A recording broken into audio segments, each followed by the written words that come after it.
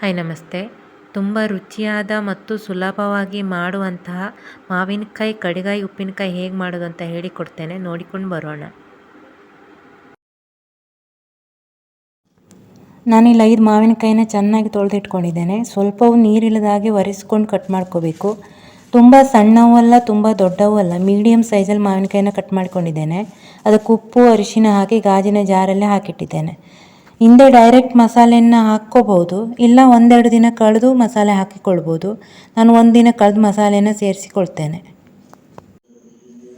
ಕಡಿಗಾಯಿ ಉಪ್ಪಿನಕಾಯಿ ಮಾಡಲಿಕ್ಕೆ 10 ಸ್ಪೂನ್ ಸಾಸಿವೆ, 3 ಸ್ಪೂನ್ ಜೀರಿಗೆ, ಅರ್ಧ ಸ್ಪೂನ್ ಮೆಂತೆ, 20 ಬ್ಯಾಡಗಿ ಮೆಣಸು ತೆಕ್ಕೊಂಡಿದ್ದೇನೆ. ನೀವು ಗುಂಟೂರು ಮೆಣಸು ಇಲ್ಲ ಮೆಣಸಿನ ಹುಡಿಯಾದರೂ ತೆಕ್ಕೊಳ್ಬೋದು.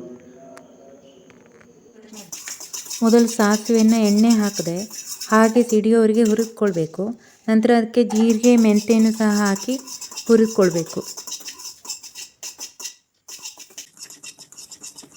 ಇಷ್ಟು ಹುರಿದ್ರೆ ಸಾಕು. 1 ಸ್ಪೂನ್ ಎಣ್ಣೆ ಹಾಕಿ ಮೆಣಸನ್ನು ಹುರಿದುಕೊಳ್ತೇನೆ. ಸಾಂಬಾರು ಹುರಿಯುವಾಗ ಮೆಣಸು ಉಪ್ಪಿ ಬರುತ್ತಲ್ವ, ಅಷ್ಟು ಫ್ರೈ ಆದರೆ ಸಾಕು. ನೋಡಿ, ಇಷ್ಟಾದರೆ ಸಾಕು. ಮೊದಲು ಮೆಣಸನ್ನು ಪೌಡರ್ ಮಾಡ್ಕೋಬೇಕು. ಇಷ್ಟು ಪೌಡರ್ ಆದರೆ ಸಾಕು. ಇದಕ್ಕೆ ಹುರಿದಿಟ್ಟ ಸಾಸಿವೆ, ಮೆಂತೆ, ಜೀರಿಗೆಯನ್ನು ಸಹ ಸೇರಿಸಿಕೊಂಡು ತರಿಯಾಗಿ ಪೌಡರ್ ಮಾಡ್ಕೊಳ್ತೇನೆ. ಇಷ್ಟಾದರೆ ಸಾಕು.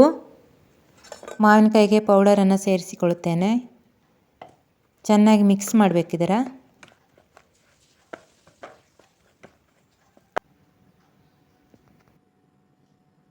ಇದಕ್ಕೊಂದು ಒಗ್ಗರಣೆ ಕೊಡಬೇಕು.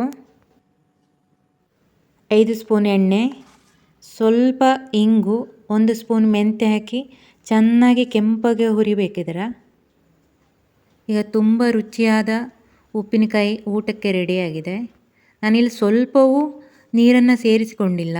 ನಿಮಗೆ ಉಪ್ಪು ನೀರು ಮಾಡಿ ಸೇರಿಸ್ಕೊಳ್ತೀರಾ ಅಂತಾದರೆ ಹಾಗೂ ಸೇರಿಸ್ಕೊಳ್ಬೋದು.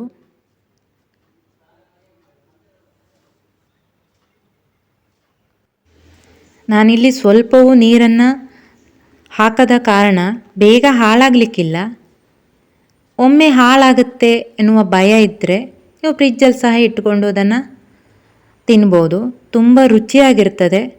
ನೀವು ಸಹ ಒಮ್ಮೆ ಮಾಡಿ ನೋಡಿ, ಎಲ್ರಿಗೂ ಇಷ್ಟ ಆಗತ್ತೆ.